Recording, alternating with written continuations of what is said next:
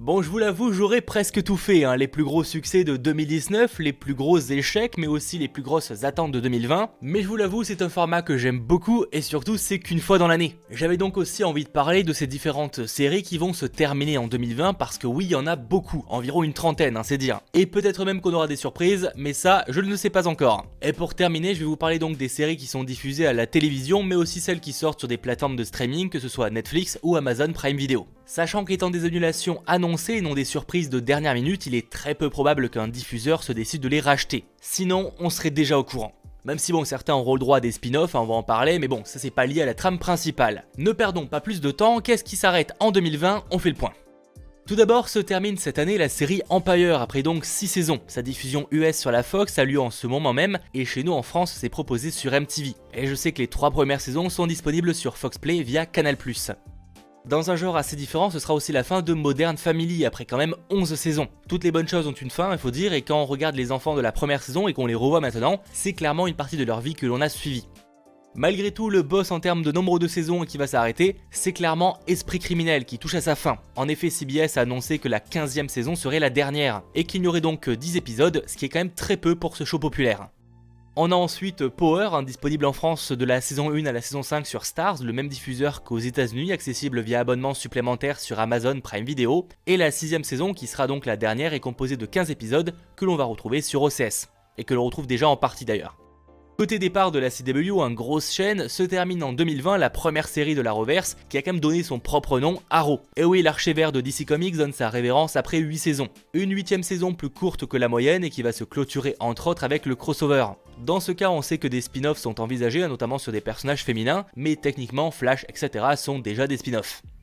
Gros bond dans le temps, des milliers d'années après qu'une guerre atomique ait touché la Terre, nous quittera aussi The 100. La saison 7 diffusée en 2020 sera la dernière, une série qui aura réussi à se renouveler à de multiples reprises. A savoir que là aussi un spin-off est à l'étude, et ce serait un préquel revenant sur les premiers moments de l'apocalypse, qui a tout changé. 97 ans avant donc la première saison, avec un tout nouveau casting.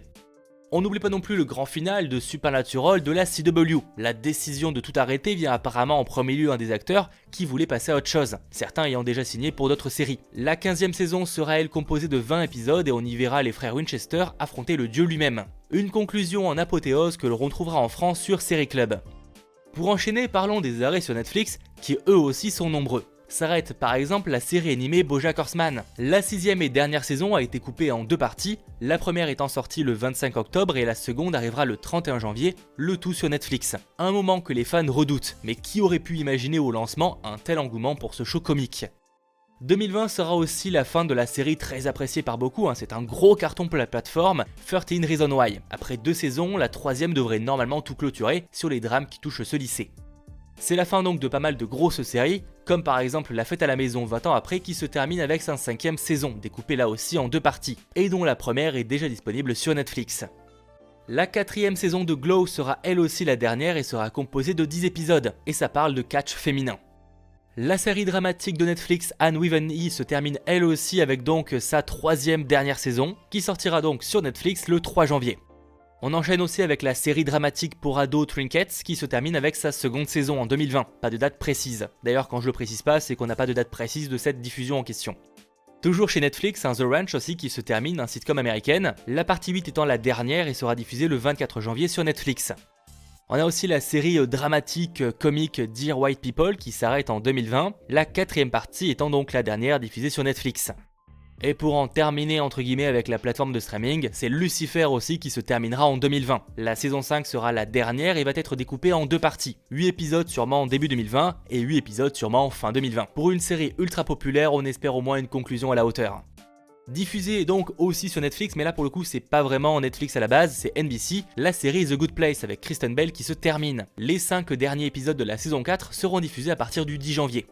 Au revoir aussi à la série Homeland après 8 saisons, dernière saison qui sera diffusée vers le 9 février 2020. Un show qui aura mine de rien su se renouveler malgré un changement radical pendant son histoire, et c'est à partir de là d'ailleurs où j'ai arrêté. Côté Amazon Prime Video, on n'en a pas trop parlé jusqu'à présent, mais il y a la série Goliath qui s'arrête en 2020, c'est une série policière judiciaire qui se clôture avec sa 4e saison. Plus en vrac, Corporate de Comedy Central s'arrête avec sa 3e saison. La saison 4 de Close sera la dernière, elle est prévue pour l'été 2020 sur Warner Bros TV en France. La princesse espagnole de Stars, qui aurait dû à la base être une mini-série de 8 épisodes, a au final été renouvelée de 8 épisodes supplémentaires pour 2020, histoire de clôturer son histoire. On a la sitcom Bienvenue chez les Wang, diffusée aux États-Unis sur ABC et en France sur W9, j'avoue que j'ai pas regardé. La 6ème saison sera la dernière et elle est composée de 15 épisodes et c'est déjà en cours de diffusion. On peut aussi parler de la série Marvel Agent of Shield qui s'arrête avec sa 7ème saison, elle est diffusée en France en premier sur Série Club. La saison 6 de Murder, diffusée sur Teva, pareil diffusée en ce moment même. Blind Spot de NBC, diffusé en France sur TF1, dont la 5ème saison est prévue pour l'été 2020 et sera la dernière, c'est un drame d'action policier. Will et Grace, NBC mais diffusé en France sur Canal+, la 11ème saison sera la dernière. On a aussi la série Viking, série dramatique historique de guerre qui se termine donc en 2020 et l'intégralité sera disponible sur Netflix France le 1er février, sachant qu'un spin-off est donc en préparation et c'est un show qui se passera des années après, avec donc de tout nouveaux personnages. Future Man aussi que je vous recommande, de la SF humoristique, c'est vraiment très original, faut accrocher mais vraiment j'ai trouvé ça cool. En France c'est disponible sur OCS et Hulu a commandé une saison 3 qui sera donc la dernière. Strike Bike, action, guerre, espionnage, visiblement c'est sur Énergie 12, mais j'avoue que j'ai pas vraiment trouvé d'infos là-dessus. Toi, moi et elle va aussi se terminer, c'est disponible en France sur Netflix. La 5ème saison est prévue pour le printemps 2020, c'est une comédie romantique sur un couple.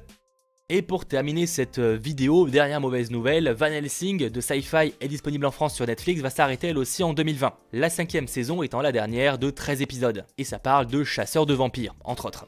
Vous l'avez donc compris, en 2020, il y a pas mal de séries qui vont se clôturer. On imagine d'ailleurs qu'il y aura aussi évidemment plein d'annulations. Ça, on va les suivre sur la chaîne avec notamment les récaps ciné et séries. Mais ça nous donne une idée des séries qui vont donc se terminer. S'il y a une des séries que vous attendez énormément et que vous êtes un petit peu dégoûté que ça s'arrête, eh ben n'hésitez pas à m'en faire part en commentaire. Mais à contrario, il faut aussi que les bonnes choses se terminent. Et des fois, vaut mieux que ça se termine en beauté qu'avec une saison de trop. Bref, j'espère en tout cas que cette vidéo vous aura tout de même plu. On se retrouve très vite pour de nouvelles vidéos. Petit pouce bleu si ce n'est pas déjà fait. Et pensez à vous abonner. C'était votre geek, Mathéo. Ciao tout le monde.